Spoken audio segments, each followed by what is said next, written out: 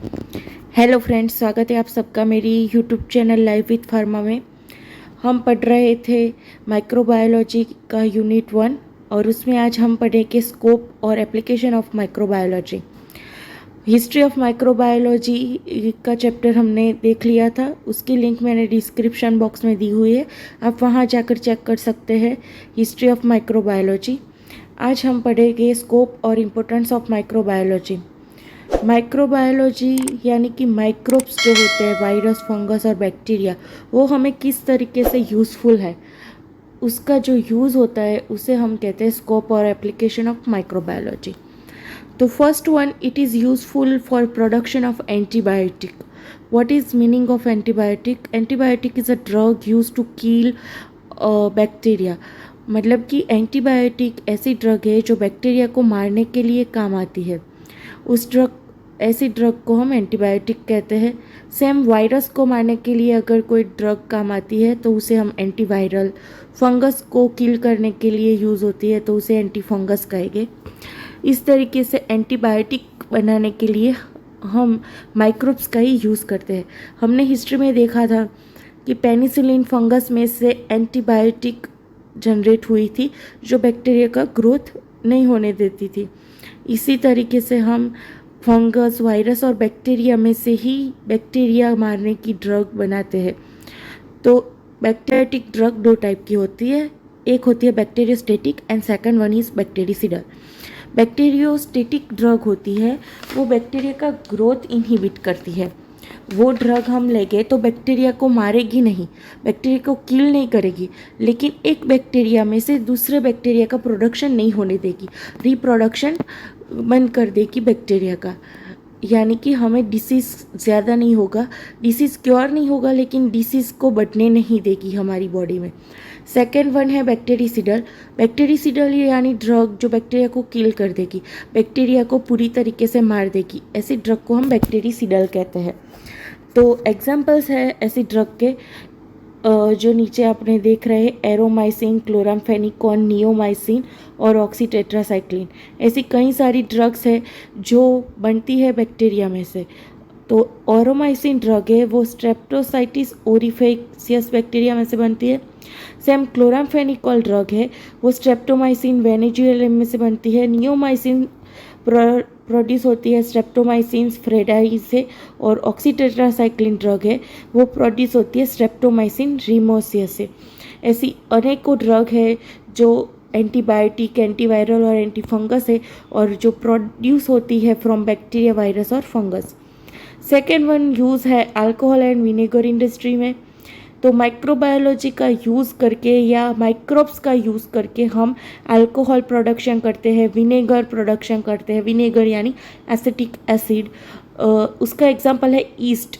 East एक type की fungus है which is used in fermentation of carbohydrate to produce alcohol. Alcohol कैसे बनेगा? तो फर्मेंटेशन प्रोसेस से बनेगा। कार्बोहाइड्रेट का फर्मेंटेशन होता है तब अल्कोहल बनता है। तो अल्कोहल प्रोडक्शन के लिए हमें ईस्ट फंगस की ज़रूरत पड़ेगी। सेम विनेगर एसिटिक एसिड है, वो भी कैसे बनता है? तो with the help of bacterial action, first carbohydrate undergo the fermentation and convert into ethanol through the action of east. East की प्रेजेंस में कार्बोहाइड्रेट में से फर्मेंटेशन होगा और इथेनॉल बनेगा। और सेकेंड स्टेप इथेनॉल बन गया, उसके आगे हम क्या करेंगे? तो उसे एरोबिक बैक्टीरिया लाइक एसिटोबैक्टर एसिटी के कांटेक्ट में आने देंगे और वो अल्कोहल को ऑक्सीडाइज करेगा और उसका कन्वर्जन करेगा एसिटिक एसिड में। यानी कि हमें पहले अल्कोहल बनाना है और फिर उस अल्कोहल को एसिटोबैक्टीरियल एसिड के कांटेक्ट में लाना है जो उसे ऑक्सीडाइज करेगा और उसमें से एसिटिक एसिड या विनेगर का प्रोडक्शन करेगा। सेकेंड वन यूज़ है माइक्रोब्स का विटामिन प्रोडक्शन में। रिबोफ्लेविन जैसे विटामिन है वो क्लोस्ट्रीडियम ब्यूटाइलिसिकम बैक्टीरिया में से जनरेट कर सकते हैं हम। ऐसे ही विटामिन ए, सी, डी, ई भी हम ऑब्टेन कर सकते हैं आल्गी में से। तो आल्गी का भी समावेश होता है माइक्रोब्स में। उसके अलावा यूज़ है production of acid and enzyme. हमारी बॉडी में बहुत सारे एंजाइम और एसिड्स हैं जिसका प्रोडक्शन हम, अगर हमारा बॉडी नहीं कर पाता है तो हम बाहर से लेते हैं उसे ड्रग के फॉर्म में, और वो ड्रग हम लैब में बनाते हैं बैक्टीरिया को यूज़ करके। एग्जाम्पल है पेनिसिलियम गैलिकम बैक्टीरिया में से हम गैलिक एसिड का प्रोडक्शन करते हैं। सेम एस्परजिलियस गैलेमाइसिस में से भी हम गैलिक एसिड का प्रोड्यूस कर सकते हैं। एस्परजिलियम ओराइजेमा से एमाइलेज एंजाइम का प्रोडक्शन हम करते हैं और वो हमारी बॉडी में हम यूज़ करते हैं। सेकेंड वन है कॉस्मेटिक एंड परफ्यूम इंडस्ट्री में, तो सम म्यूसिलिजिनियस substance like carrageenan is excreted from seed beads used in manufacture of ice cream और पेंट्स और शैम्पू। तो आइसक्रीम, शैम्पू और पेंट्स का प्रोडक्शन करने के लिए जो म्यूसिलेज प्रोडक्ट चाहिए होता है वो हमें सी वीड्स में से मिलता है, यानी कि दरियाई जो algae होती है उसमें से मिलता है। सेकेंड वन यूज़ है प्रोडक्शन ऑफ डेयरी प्रोडक्ट्स। हम सब यूज़ करते हैं लैक्टोबैसिलस बैक्टीरिया की मदद से मिल्क में से योगर्ट बनाते हैं। जैसे हम लैक्टोबैसिलस लैक्टाइसिस की यूज़ करके हम चीज़ बनाएंगे। एग्रीकल्चर एंड सॉइल फर्टिलिटी में भी बैक्टीरिया यूज़फुल है। हम जानते हैं नाइट्रोजन का प्रोडक्शन बैक्टीरिया करते हैं। तो सॉइल में नाइट्रोजन फिक्सेशन बैक्टीरिया होता है और algae होती है जो नाइट्रोजन का फिक्सेशन अपने रूट्स में करती है, और वो रूट्स प्लांट्स के रूट्स में बैक्टीरिया का यूज़ करके नाइट्रोजन फिक्सेशन होता है और वो नाइट्रोजन का यूज़ प्लांट अपने ग्रोथ के लिए करता है। सेकेंड वन यूज़ है एज अ फूड।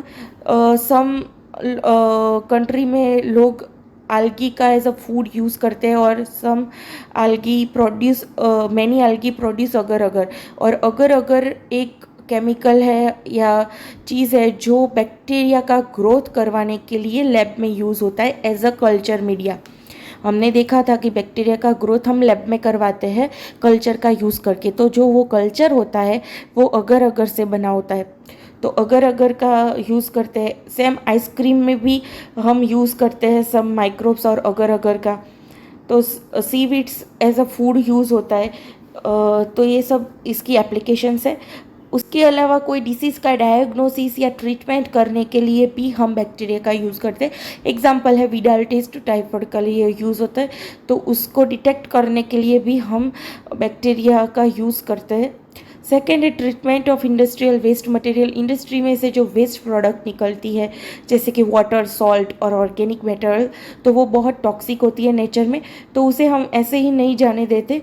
उससे टैंक में रख के एरोबिक बैक्टीरिया के कांटेक्ट में लाते हैं और वो उसका ऑक्सीडेशन करके अल्कोहल जनरेट करेगा, ग्लिसरॉल जनरेट करेगा और एमाइंस जनरेट करेगा, और टॉक्सिक मटेरियल लेस टॉक्सिक होगा। बाद में हम उसे एनवायरनमेंट में छोड़ते हैं। तो treatment of industrial waste material. Second one application है plant growth promotion. Many microbe cell present in soil play important role in fertility. The rhizospheric bacteria may release a various plant growth hormone. Example है rhizospheric bacteria का जो plant growth hormone को release करता है। उसके अलावा Azotobacter क्यूअगम is well known nitrogen fixing bacteria, जो नाइट्रोजन का फिक्सेशन करेगा प्लांट के रूट्स में और प्लांट्स के ग्रोथ को प्रमोट करेगा। उसके अलावा उस नाइट्रोजन में से थायमिन, रिबोफ्लेविन, आईए और जिब्रेलिन जैसे प्लांट हार्मोन बनते हैं जो हार्मोन प्लांट के ग्रोथ को रेगुलेट करते हैं। तो इसके लिए भी बैक्टीरिया ज़रूरी है। स्टेराइल प्रोडक्शन के लिए और स्टरीलाइजेशन के लिए भी बैक्टीरिया यूज़ होते हैं। वो as a biological indicator use होते हैं, हमें इंडिकेट करेंगे कि यहाँ बैक्टीरिया है, तो उस तरीके से हम रूम को स्टेराइल कर सकते हैं। उसके अलावा आइडेंटिफिकेशन के लिए भी माइक्रोब्स यूज़ होते हैं। एंटीबायोटिक एंड एंजाइम के प्रोडक्शन के लिए, बायोकेमिकल के प्रोडक्शन के लिए भी बैक्टीरिया यूज़ होते हैं। माइक्रोबियल प्रिजर्वेटिव एफिकेसी टेस्टिंग के लिए भी यूज़ होते हैं। हमने एंटीबैक्टीरियल प्रिजर्वेटिव बना दिया। प्रिजर्वेटिव का काम क्या है? हमारी प्रोडक्ट को प्रिजर्व करेगा, उसमें बैक्टीरिया या फंगस, वायरस का ग्रोथ नहीं होने देगा। तो अब वो बना दिया, लेकिन वो सच में अच्छा बना है या नहीं, उसकी एफिकेसी को टेस्ट करना पड़ता है। तो वो एफिशिएंसी टेस्ट करने के लिए भी हम एंटीमाइक्रोबियल एजेंट का या बैक्टीरिया का यूज़ करके उसका टेस्ट कर सकते हैं। सेम एंटीबायोटिक ड्रग होगा, उसका ऐसे करने के लिए भी माइक्रोब्स की ज़रूरत पड़ेगी। डिसइंफेक्टेंट हो गए, उसके इवोल्यूशन के लिए भी हमें माइक्रोब्स की ज़रूरत पड़ेगी। तो these are all the application. Second one application है बायोटेक्नोलॉजी में। बायोटेक्नोलॉजी ब्रांच में हम बायोकेमिकल का प्रोडक्शन करते हैं। बायोकेमिकल प्रोडक्शन के लिए भी माइक्रोब्स की ज़रूरत होती है। जेनेटिक इंजीनियरिंग के लिए भी, डीएनए टेक्निक के रिकमेंडेशन के लिए भी हमें बैक्टीरिया की ज़रूरत पड़ती है। किसी में जीन थेरापी कोई ले रहा है, किसी ह्यूमन के डीएनए में कोई जीन्स हो जो डिफेक्टिव हो, तो उस जीन को हम बाहर जेनेटिक इंजीनियरिंग करके बायोटेक्नोलॉजी के प्लांट में हम जीन बना सकते हैं। बैक्टीरिया का यूज़ करके हम जीन प्रोडक्शन कर सकते हैं। तो second one, genetically modified bacteria का यूज़ करके हम क्रॉप को प्रोटेक्ट कर सकते हैं। जैसे बीटी कपास आता है, हमने सुना होगा नाम, जो कैस्टर ऑयल के प्रोडक्शन के लिए यूज़ होती है बीटी। तो उसका प्रोडक्शन हम करते हैं। कैसे करते हैं कि जो सीड होता है उसमें हम बैक्टीरिया इंड्यूस करेंगे, जो बैक्टीरिया पेस्टिसाइड के जैसे वर्क करेगा, और जो सीड है उसके आसपास पेस्ट का प्रोडक्शन नहीं होने देगा।